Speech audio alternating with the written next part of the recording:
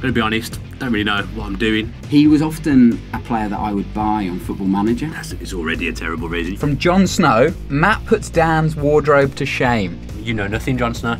Look at him, the cat that got the cream. Ian Taylor said it was the worst thing he'd ever seen in his life. Monk, really? What's he? I know he's manager. What kind of say this? Gary Monk. 5 out of 10. I haven't finished yet. I cannot believe Gabby had Bonner-Horse. That's crazy, That's isn't terrible. It? Yeah, we may well have lost listeners early doors again with a long-winded intro. Go, shoot. Hello, welcome back to the Villa View podcast, episode 18. The luscious locks of Chris Dolan have been replaced by Thomas Julian, back from his holiday. How was your holiday, Thomas? It was very nice, thank you. Luscious locks, not very much. No. Not very much there. Not compared to Dolan's. No. He has got some hair done. He's got perfect hair. Some hair done. Yeah, no, it was great. It was well needed. A little bit of sun, a little bit of just relaxing on the beach, read some books. You know, very nice. Are you rejuvenated? Do you feel refreshed coming into the podcast? Yeah, for podcast, yeah. I mean, I love coming to the podcast, so that's always good. I feel refreshed after moving house. Oh, you've had a lot on, to be fair. You've had a lot on. It's been a busy time. Work's been busy as well, so it was really nice to take a week off. Hannah, my wife, needed the week off as well, so that was quite nice. Yeah. And we just, chilled out, did a bit of a tour of Barca. You know, had a nice time. Did you Barca ground? You did the Barca ground? No, as in Gaudi tour, the When artist. you say you've done the tour, oh God, I don't even know that. I can't even begin to discuss that kind of thing with you because I know nothing about it. I don't even know who that is. I've never heard of Gouda. He's an architect. Okay, I've had a gander. Not the same. the Sagrada Familia, the massive church in Barcelona. Nope, nothing. Absolutely nothing. Have you ever been to Barcelona? No. Oh, okay. That probably doesn't help. No, it doesn't. It doesn't help the situation. Did you listen to the podcast with Chris? I just want to thank Chris, actually, for coming in and bailing me out because it would have been pretty lonely doing a podcast on my own, but I managed to get Dolan along and he was a very good addition, I would say. Yeah, I thought it was great, actually. I mean, I've met Dolan a couple of times. He's a really nice chap, loves Villa. You could obviously tell that he has a long history with the club. 1993, I think he said his first shirt was, and when he fell in love with the club, chose it over Liverpool. So just showing that I listened there. Yeah. I got a couple of points. Okay. I don't know if you want to go into them or not. Yeah, you can do it now. Go on, then. We've got a couple of minutes. It makes sense to do it now, doesn't it? We've got a couple of minutes. Apologies to anyone who's new to the Villa View podcast and probably surprised that we're not actually talking about Villa. We will come on to we are talking about Villa. These are Villa points. I suppose. Well, it's more about the podcast, isn't it? But we will. Well, go on then. You basically said that you didn't see 4-4-2 as a long-term option. Remember that? No, I still don't. Well, you also talk about Whelan and Jedinak. Neither of those are long-term options anyway. No. I feel like we've been playing our best and most productive football. Obviously, in the last couple of games, back-to-back wins. You're going to have to replace Whelan and Jedinak anyway. I love the way Keenan Davis is playing at the moment. We'll come on to that a little bit later. But it actually feels like we're more effective. I don't necessarily like a 4-4-2, but it feels like we're more effective. And we're going to have to replace one, if not both of those central midfielders anyway. Yeah. I'm not saying Lansbury and Hurahan are the answer, for sure, because like you said, I think you take away from Hurahan's creativity if you keep him so deep.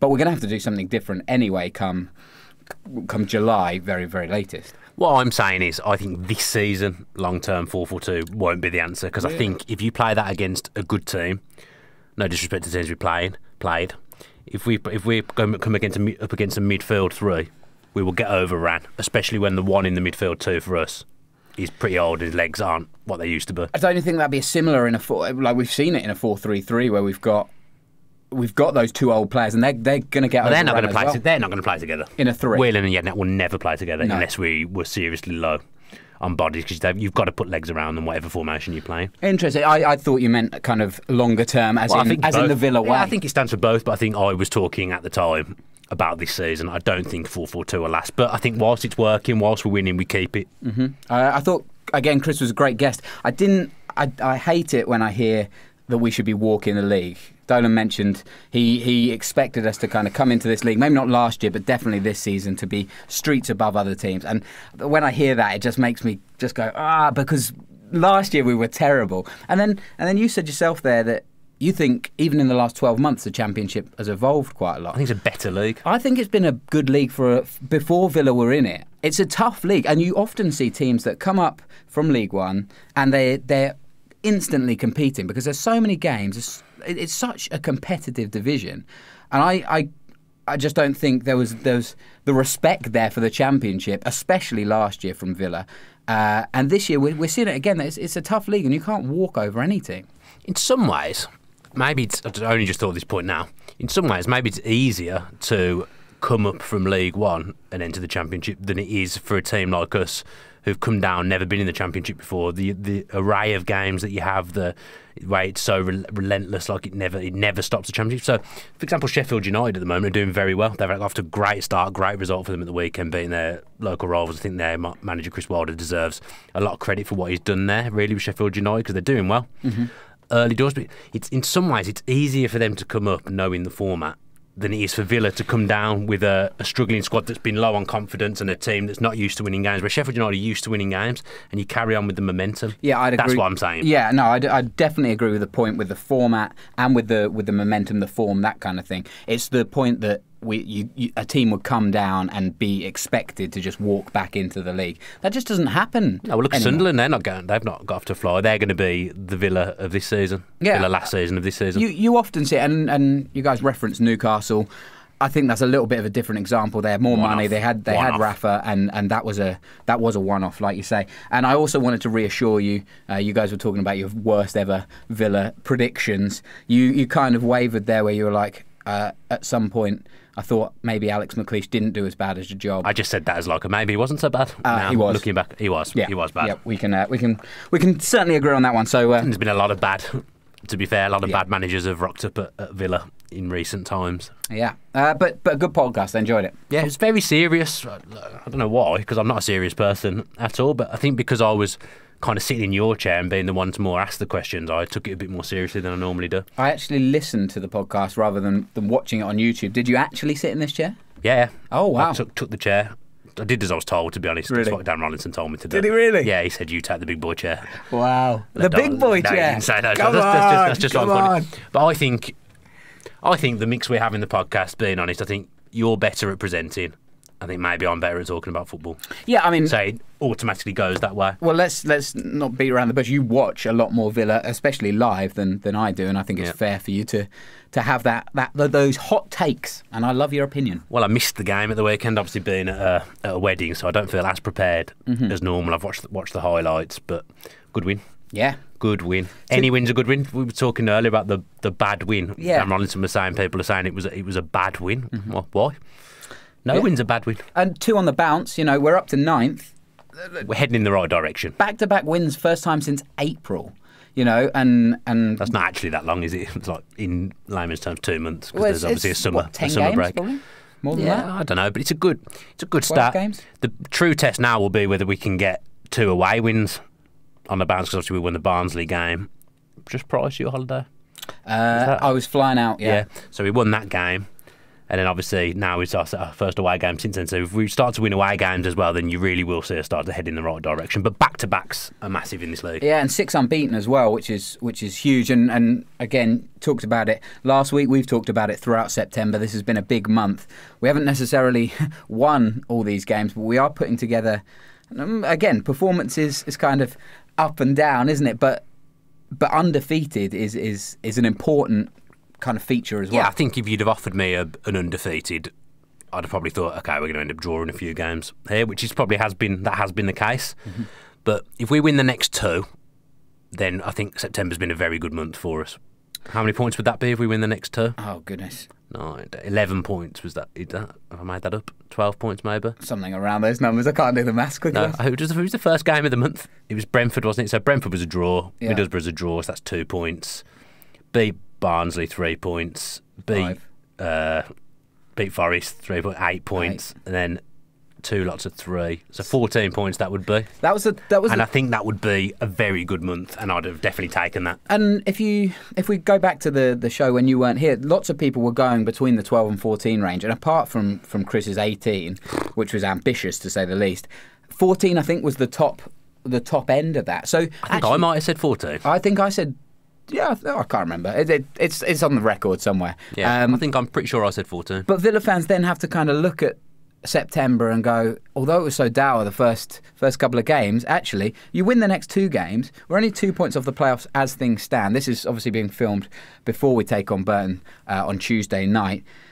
You win those 2 games, and we could be talking about a playoff team when we're in the podcast studio next week. Yeah, and that's where we've got to be ultimately by the end of September if we're not at least challenging for the playoffs, and there's something wrong. That's an absolute disgrace, and it's been a bad start to the season. But that's how it's the fine margins, it's the fine lines. You win the 2 games, and suddenly, you, like you say, we'll probably be in the top 6. Yeah, and then do we look back at the first 6 weeks and go, we were a bit silly to talk about some of the things we do? Do we cut Bruce a bit of slack? Do we have to rein ourselves in as fans? Because we love this team, we love the club, and it's a full passion project for every fan all over the country and all over the world, actually.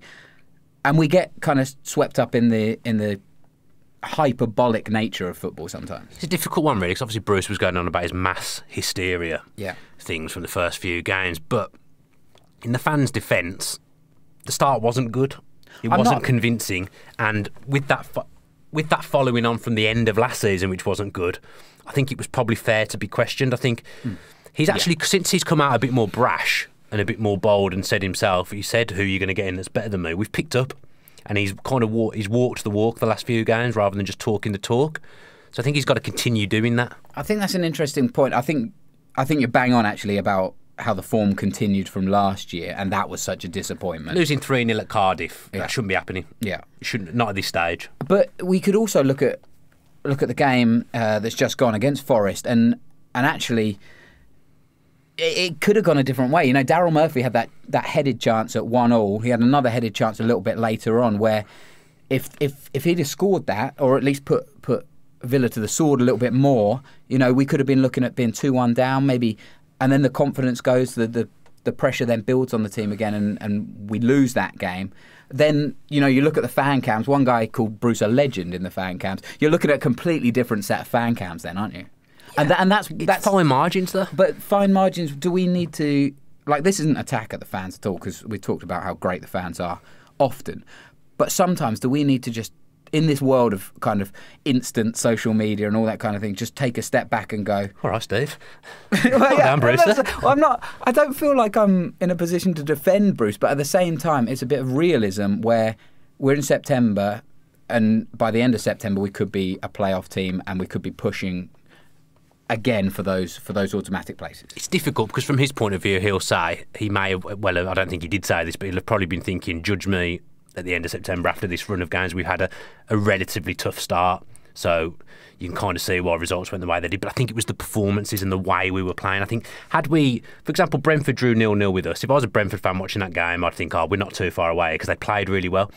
We weren't getting the results and we weren't playing well. Mm-hmm. So the Brentford game 0-0 was rubbish. Whereas the next game against Middlesbrough, I looked at that and I was a bit more positive because the performance was there in a lot of aspects. And then since then, we've picked up and it's carried on. I'm not even going to include the League Cup game in it because that was just a joke team. I'm not calling Steve Bruce a joke, but it was a joke team. Yeah. I mean, there was not one left footer in the team except for Jed Steer. So it was completely unbalanced. It was a mishmash of players that will never play together for Villa again. So I can forgive the cup game, and I said at the time, if you throw the cup game, you have to make sure you win against Forest on Saturday, and we did that. Yeah. So again, he's walked the walk. Yeah. Again, going back to exactly what Bruce said, it is the choice of words that you say as well, isn't it? That wrangle with fans. You know, a mass hysteria. There's negative connotations, and it kind of undermines the fans a little bit. It just gives them a little poke to say, listen, I know what I'm doing. Just. It's a kind of shut up, isn't it, a little bit? I think he said since that the mass hysteria wasn't aimed at the fans. It was aimed, it wasn't aimed at the fans at the game. It's aimed at the people on social media who want instant success. But there's a couple of times. As I say, we've forgiven, really, in the main, the Villa fans have forgiven what was a pretty turgid end to the season, really, finishing 13th. Steve Bruce, when he came, I mean, did he say the other day something about when he came in, the remit was not to get relegated? So, because I didn't think that was the remit. I thought the remit was we were still capable of getting into the top 6 when he came in. What? At the end of last completely season? Imagine this. It's been a rough weekend for me. Yeah, we'll maybe get onto that. I can't remember, to be honest. I'm sure he said this week that. Correct me in the comments if I'm wrong. As I said, this could have been dreamt up because I've had a heavy weekend. But I'm sure he said the remit when he came in was to not get relegated. A Dan Bardell fever dream. I tell you what, it wouldn't be the first time I've dreamt about Villa. Do you ever have like a recurring dream? Was there not a tweet that you sent out on Saturday night which just said Villa's the only thing that matters to me or something like that? No, that was a few weeks ago. That was another layer. Was that before I went to holiday? I said all I care about is AVFC, which is a chant. I was just putting a little chant in there. I Right. often think about stuff like that when I'm But have you ever dreamt about playing for Villa? Yeah, of course. When I've had this dream, and this probably isn't far away from the truth with my actual football ability. I've had a dream that I'm playing for Villa. You know those dreams where you're always falling over and you can't walk, and you're like floating. It was one of them, but I was at Villa Park playing for Villa, and at the end of the game, I went to like clap the fans, and they were all booing me and telling me I was terrible. No. I've had that dream a couple of times. Do you know what? I remember dreaming about playing for Villa. I don't really remember how it turned out, which probably isn't a good sign either. No. But yeah, Just throw that in there. Let us know in the comments if you've ever had any dreams about Villa. General. It's really interesting. Tell us your dreams. Let's talk a little bit about the Villa Nottingham Forest game. I just want to pick out a couple of bits. Keenan Davis again was a massive highlight for me, and it's so nice to have a player who is up the field and is winning all the 50-50s. It seems every ball that comes to him, everyone that he's got to dangle his foot in, he comes out on top of that. Thing is, well, we haven't lost since he's come into the team, I don't think, in the league. Right. So he's obviously made a difference because the ball sticks to him. And in the Brentford game, and I keep harping on about the Brentford game, we didn't get bodies close to him. Since then, we've rectified that problem. We've got people up with him, and having Codger up next to him will do him the world of good because there's a clever player there, a good player next to him. I think they should make a good combination. It sounds stupid because obviously Codger's our best player, but I'd like to see what Hogan could do next to Davies. I think he'd be useful. Actually, going back to Davies, I will come back onto Hogan in a second, but the way Davies moved for Adoma's goal, I thought he just dragged away the centre-back because they were worried about what he was going to do, and he made that little dart as if he was going to make the run. It just created this huge gap for Adoma, and it was a beautiful ball by Jonathan Codger, but he's worrying defenders a bit like he's occupying them. A very very like different player to Harry Kane, but centre backs and defenders are drawn to Keenan Davis, and it just creates so much space for the other player. And when you've got somebody creative like Adoma or Codger buzzing around him, he doesn't need to be directly involved in it. He's creating opportunities by just being there. Well, exactly. He's only scored once, hasn't he? So it's not like he's putting the ball in the back of the net for fun, but he is making the team better. It's like, I mean, I don't think he's a similar player to him at all, but it's like when strike partners always said they loved playing next to Hesker. Yeah, it's the same kind of thing. Codger or whoever's playing up with Davis will love playing with him because he does the dirty work, he does the stuff they don't, and then they don't have to do it, and he is occupying people. And to be fair, his first touch is spot on. I don't really see him make a bad first touch or a wrong decision. No. Sometimes his passing could be a little bit better, a little bit more astute.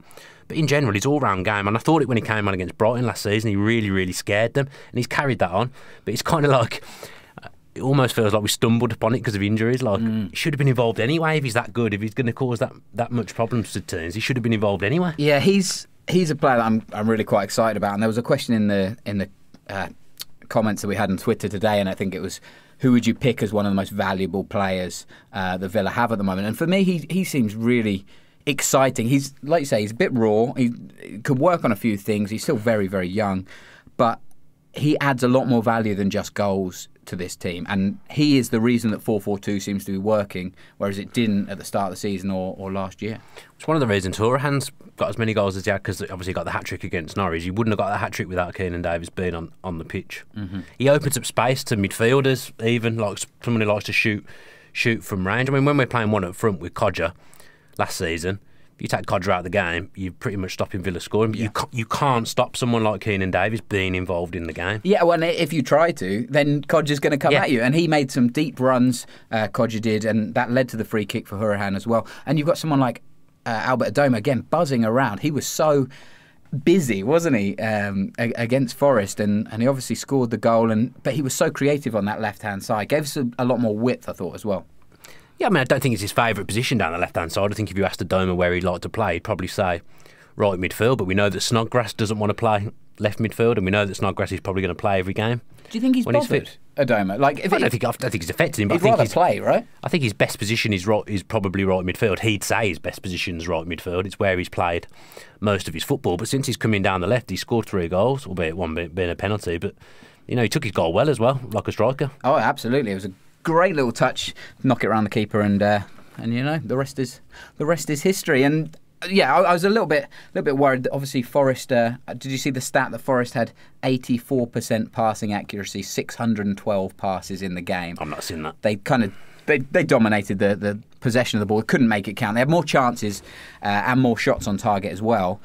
But at the end of the day, the only score. Oh, I've ruined that one, haven't I? The only good run. You've got so many good words out there. The only stat that matters is the scoreline. Exactly, and the thing is now as well, I think we've got a goalkeeper and a defence that we can rely on again. I think Terry's been very good in September. He's upped his game from I said Australia then, he's upped his game from August. We're all over the place. But now we've got a keeper he's not only making saves, he's making saves that are affecting the game. Like that free kick save at 2-1. He's making saves that have kept us in games. We'd have lost the Brentford game without him. He made some really important saves against Middlesbrough as well. So he's turned it round completely from what I thought of him when he first arrived. Do you think John Terry, going back to John Terry for a second, should have done better? I felt like Darryl Murphy did very well to get past, I think, who was it around him? Whelan, Terry and Chester. But he should never have got through that. It felt a bit half-hearted, the challenge, looked to me, from Terry. He kind of stuck his leg out. But it didn't look like maybe a full-bodied challenge that we might have seen from Terry in the past. Maybe he didn't want to take him down like Elphick did in the week to the Middlesbrough guy. It was a little bit further out. I can't even picture the goal now in my head, even though I have watched it. That shows how bad yesterday was. But my initial reaction was Whelan should have done a bit more. Yeah, that was my initial thought. It wasn't necessarily Terry, but the fact that there was three around them, three more senior Premier League players, should have done more to deal with Darryl Murphy. Very good finish, to be fair. He's a good Championship striker, isn't he? He's a very combative striker. He scored goals at this level for fun, so he'll score goals for Forest. It's probably not the. I mean, you'd say that John Terry and James Chester, you'd think they'd be susceptible. Not so much Chester. John Terry would be susceptible to pace, but it's the bullies that tend to cause most centre-backs problems in the Championship. And that's why Keenan Davis is causing problems, and Murphy's from the same ilk. Mm-hmm. He's just a big battering ram up there, and he'll score goals. You mentioned Scott Hogan. I said we'd come back onto it. We talk about Scott Hogan every week, which probably tells you something. Let's talk about it for 2 minutes then, or maybe less. Yeah. Where does he fit in now? Because I don't see him. He doesn't at the moment. I don't see him starting, and is he the kind of impact sub that you want to be playing? Well, in some ways, yes, because he has scored goals in the Championship. He's got electric pace. He's got good feet, and if the ball's falling around you in the box, you'd want it to fall to someone like him, albeit that hasn't really worked out for him at Villa so far. But it's a long season. Davis is only a kid. He isn't going to play every game, so there'll be chances for Hogan. That's interesting you say that, because I actually think the way that modern football goes, younger players do play more, and the stats seem to show that they get burned out a little bit quicker. It's a lot to ask Davis to play every single week in the Championship. If he's playing well, he's not going to want to come out, and Steve Bruce isn't going to take him out. He will. Not at the moment, but as the season goes on, there'll be times when you expect Davis to play and he'll be sat on the bench or not even involved in the 18, because you can't ask an 18, 19-year-old to lead the line for the whole season in that league. We've seen it done before, though. We've seen it done before in the Premier League. Rooney, Owen, those kind of players. Yeah, they're freaks.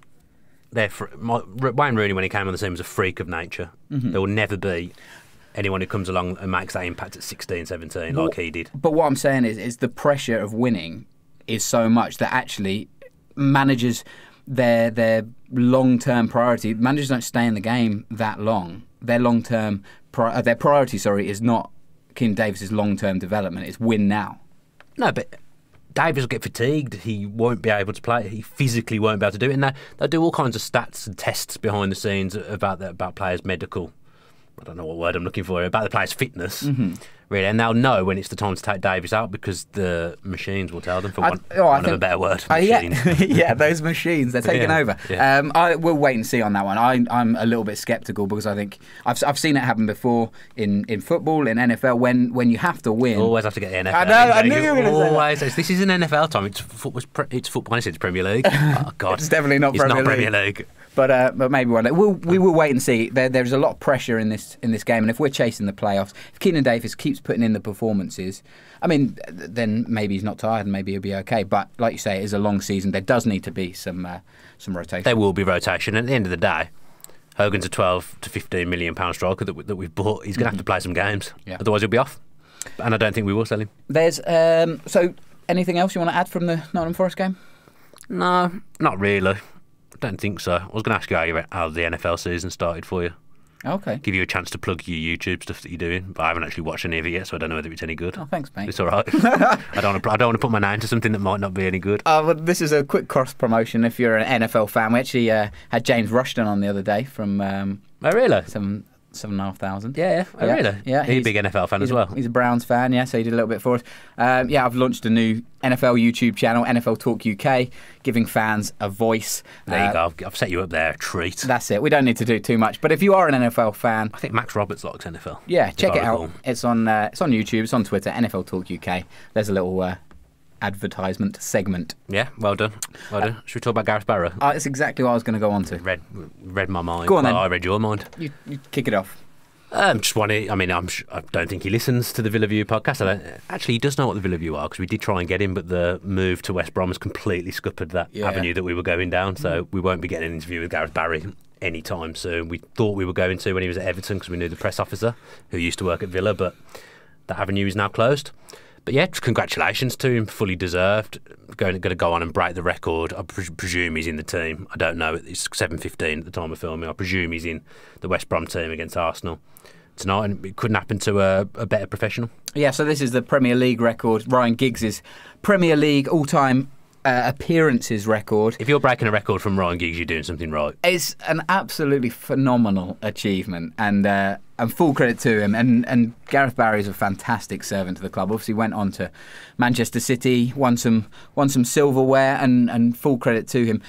What do you think the fans think of Gareth Barry? Do you think he's because obviously you've got players that are considered snakes, and you've got players that are considered Judases, that kind of thing. I feel like Gareth Barry doesn't really have that stigma attached to him. He doesn't, but when he first left, he was treated like someone who did something like Fabian Delph did. And to be honest, how anyone could ever boo him after the contribution he made, I never understood that. I never understood how when Man City came to play us, Gareth Barry got booed and James Milner got applauded.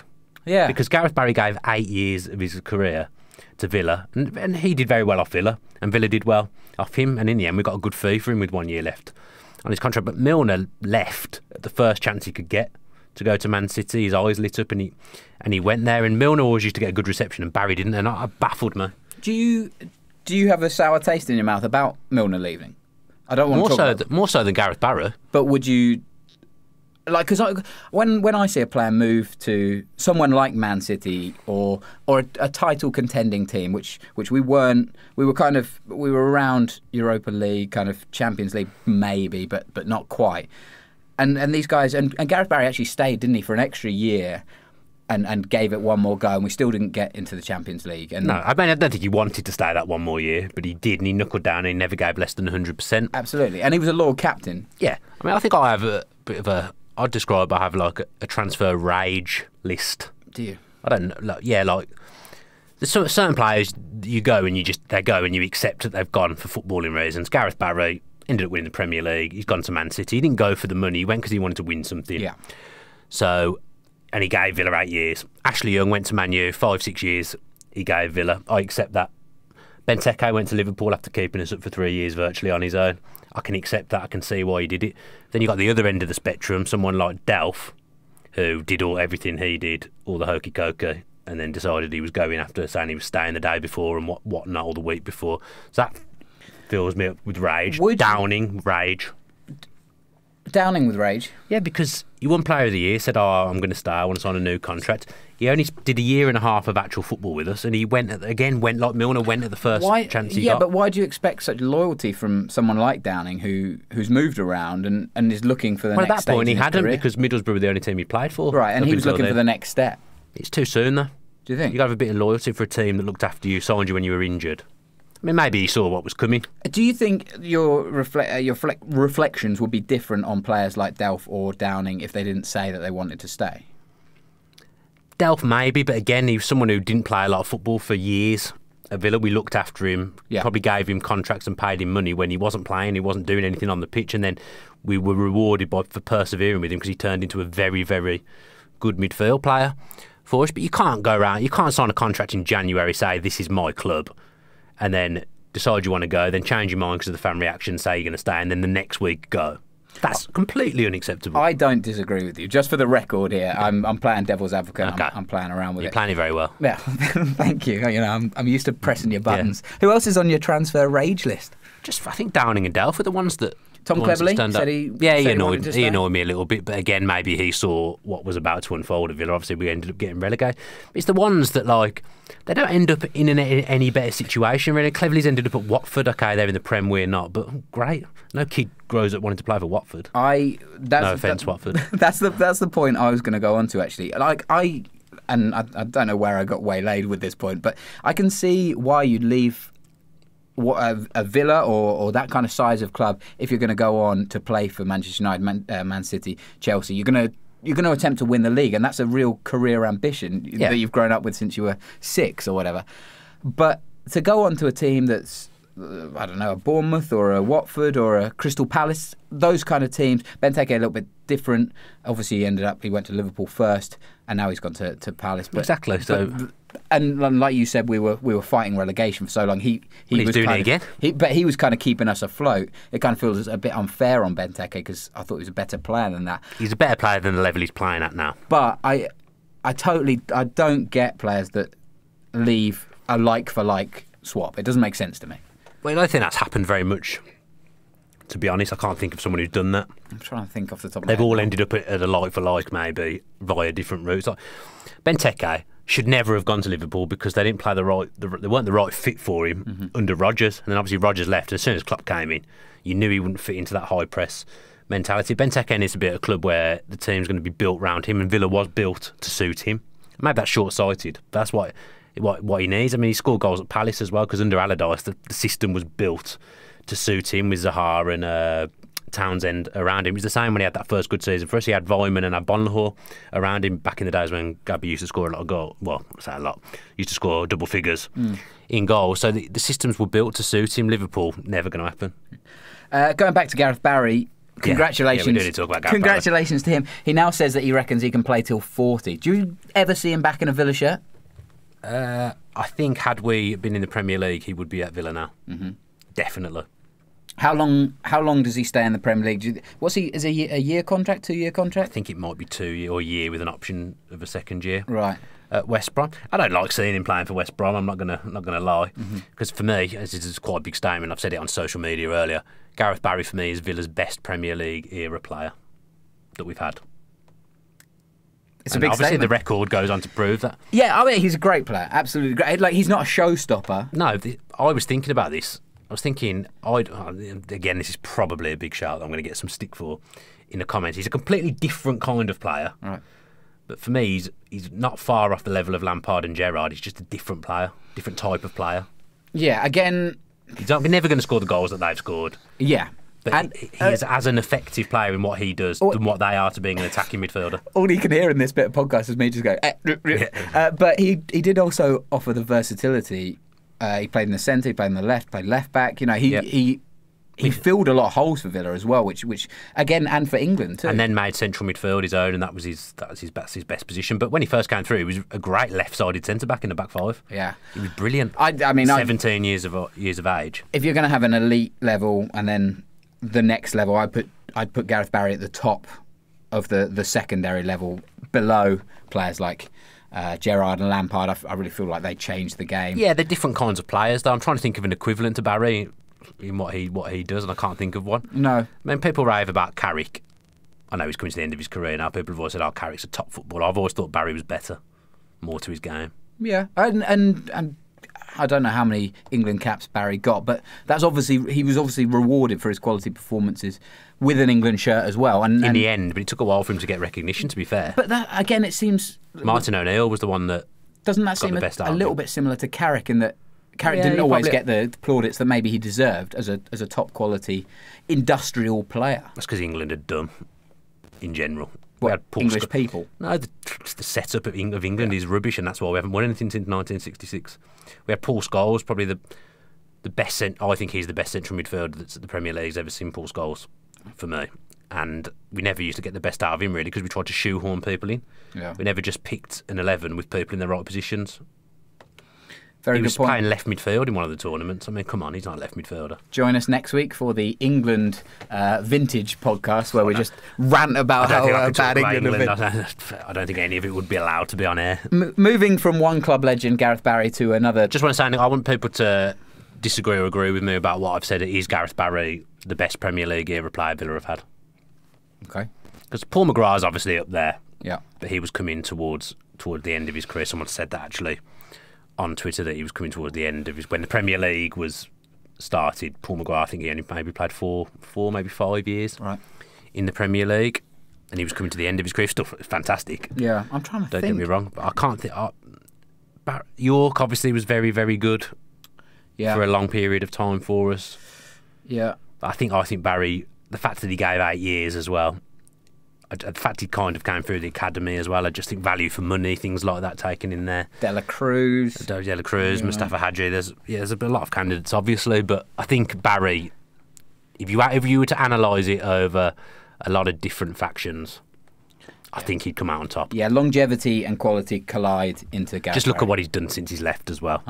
And he could be playing for a better team than West Brom. You want to move on? Yeah. All right, going from Gareth Barry, absolute club legend, to another club midfielder, maybe not legend, Steve Sidwell. Did you see what he said this week? About the Birmingham derby being the fifth. Yeah, I liked that.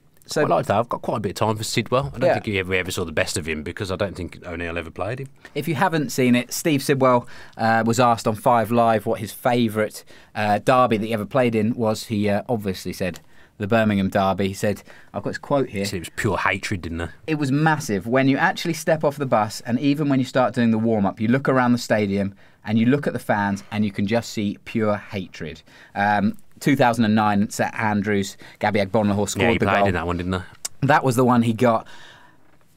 What an amazing atmosphere to be a player in. I guess you've got two kinds of players in that situation. Ones that absolutely love it, and ones that maybe want to shy away from that kind of vitriolic atmosphere. I mean, I think, like he says, it's full of hatred, but then I haven't really got anything to compare it to, because I haven't been to another derby game other than Villa Blues.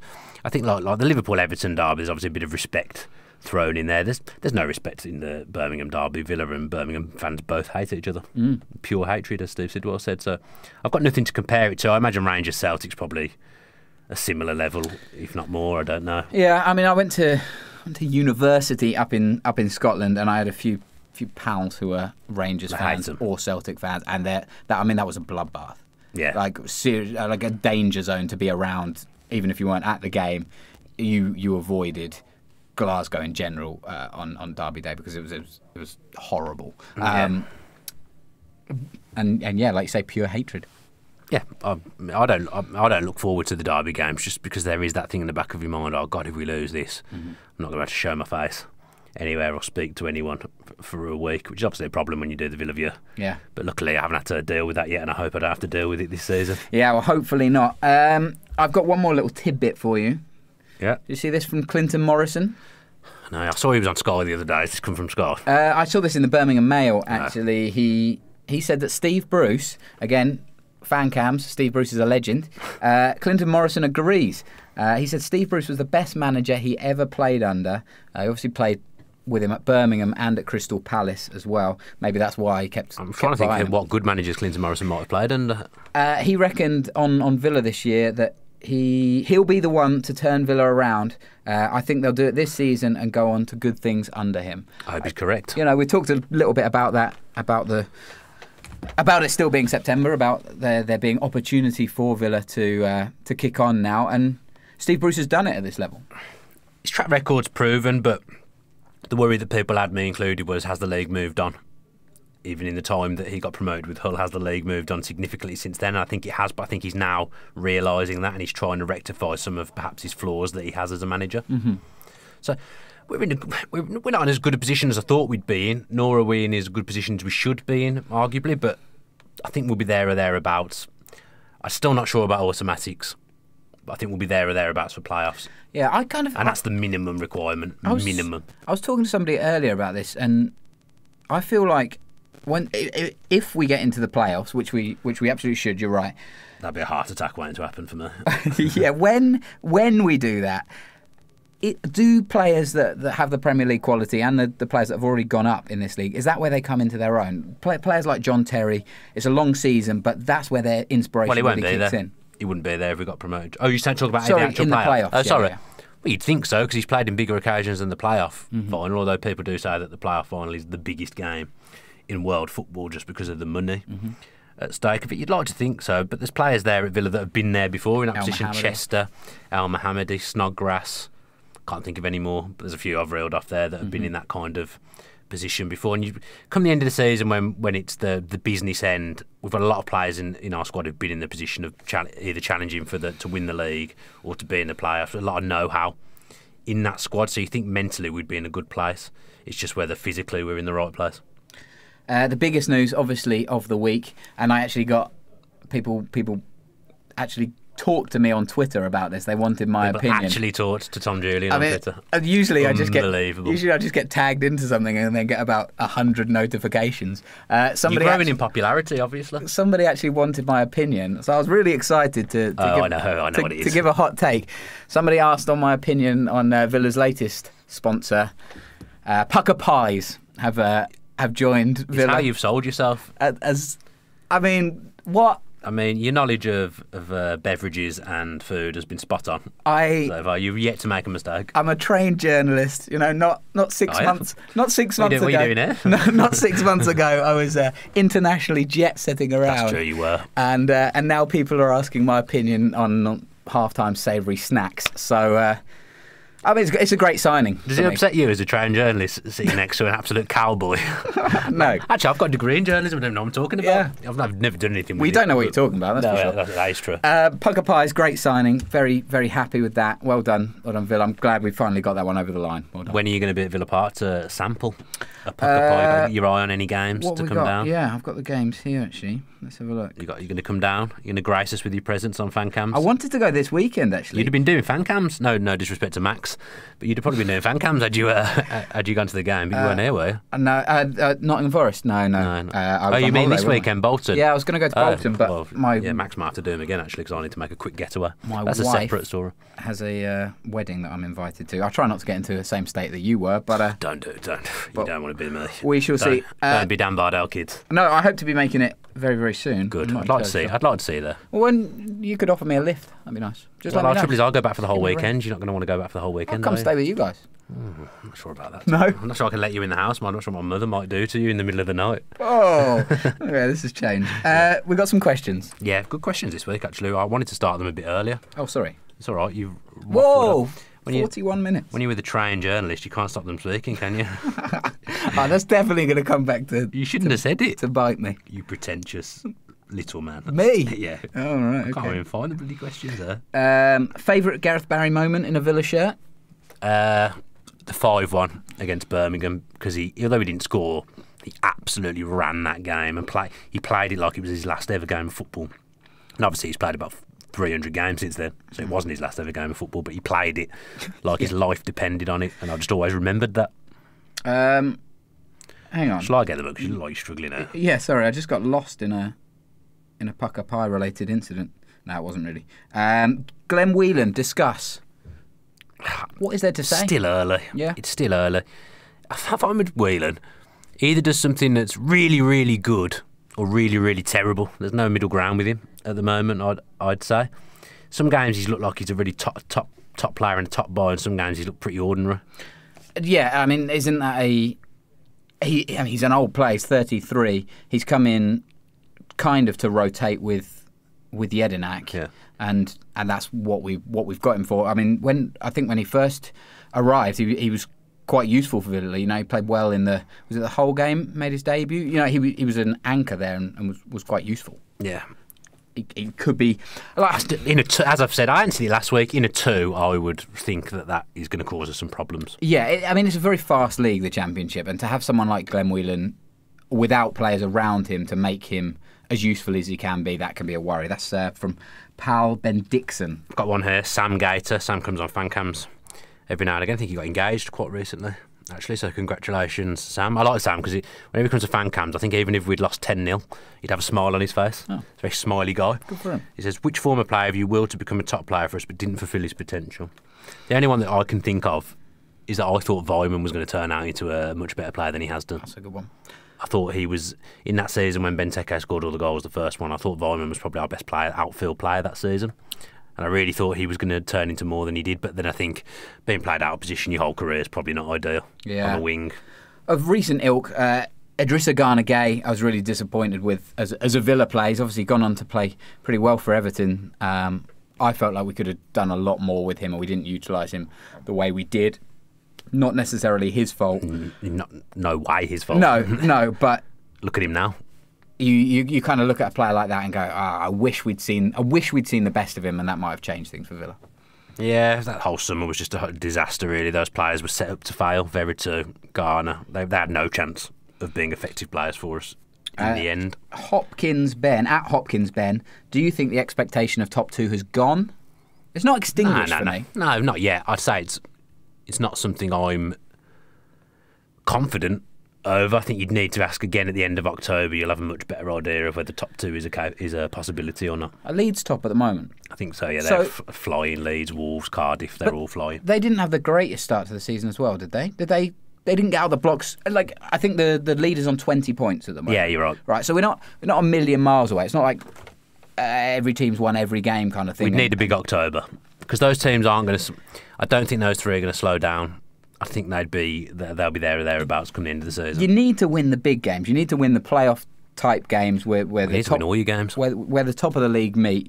Of course you do, yeah. And you need your away form to come into it. That's the test now. Has the away form turned? We've won a game there.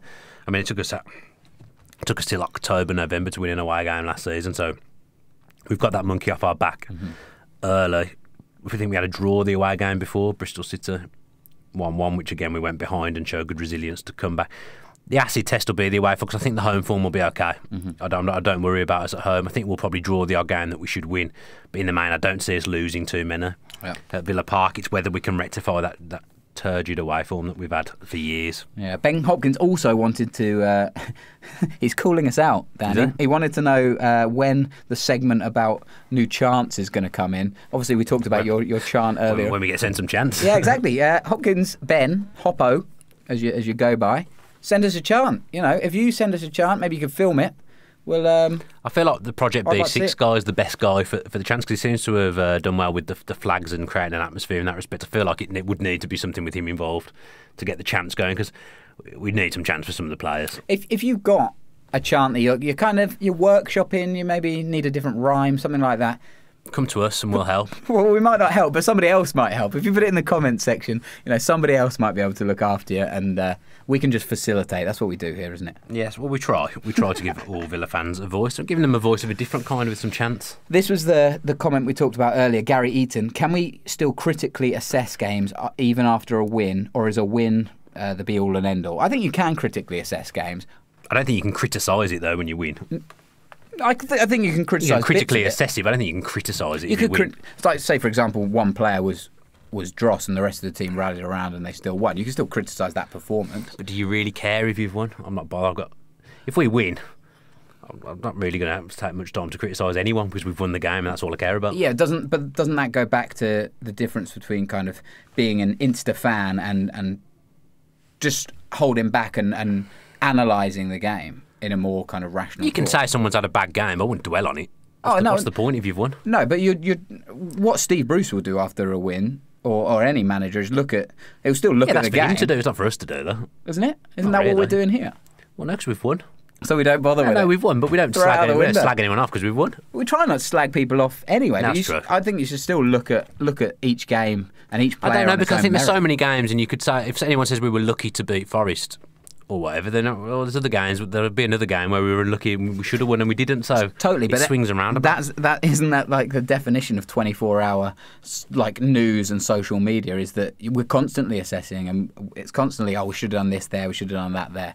You're always on. You're always talking about it with anybody that will listen. If we win, let's just be happy. So just enjoy it. What would be my message. Critically assess, yes. Criticise, no. No, not after a win. I don't mind it. Don't mind that attitude. I think you make yourself look a bit silly if you're criticising after a win, if I'm being honest. I'm waiting for someone to go back over a time that we've won now, and I've probably said something at some point.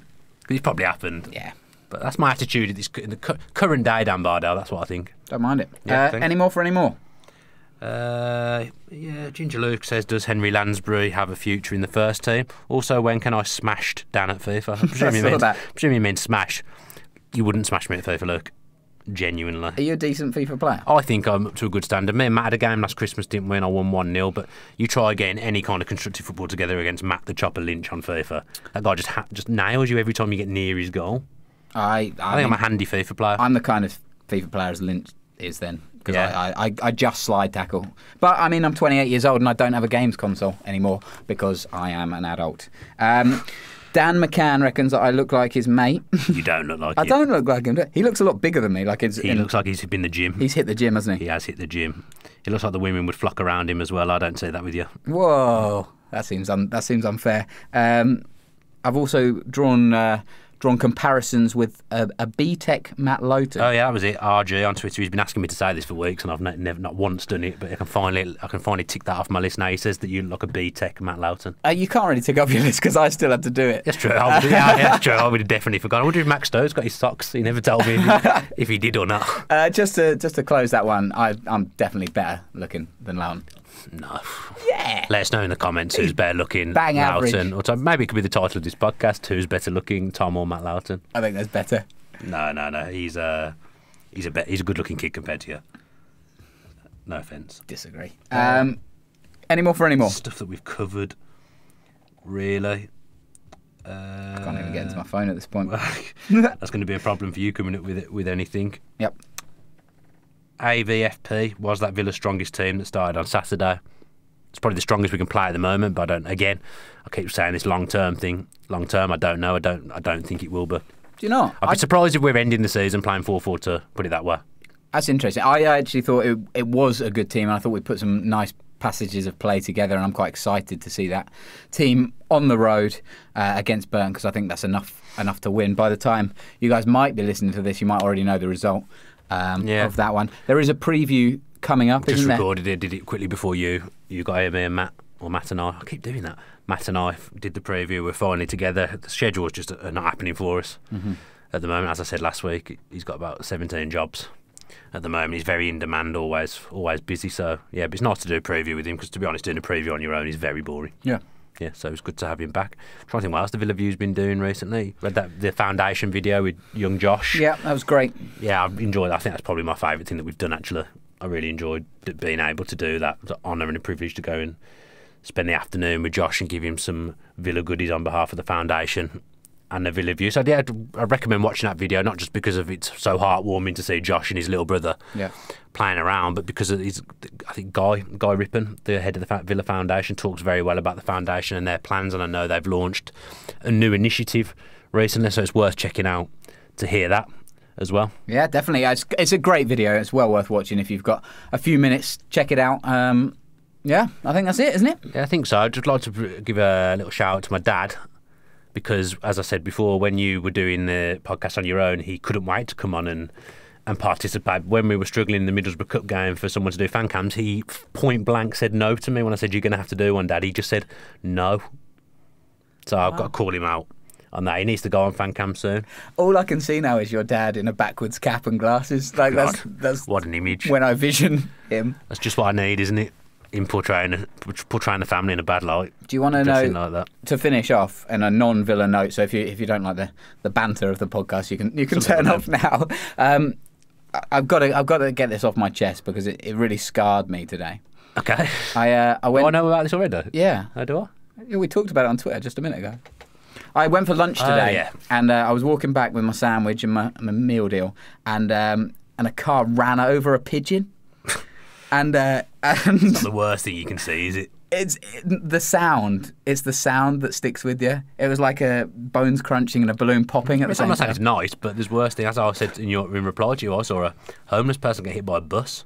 That was worse. And I don't mean to laugh at that because that's horrible. You did laugh. But I can just see my pigeon. Did the homeless man get up? No, he was like lying flat out on the floor. And I'm not exaggerating here.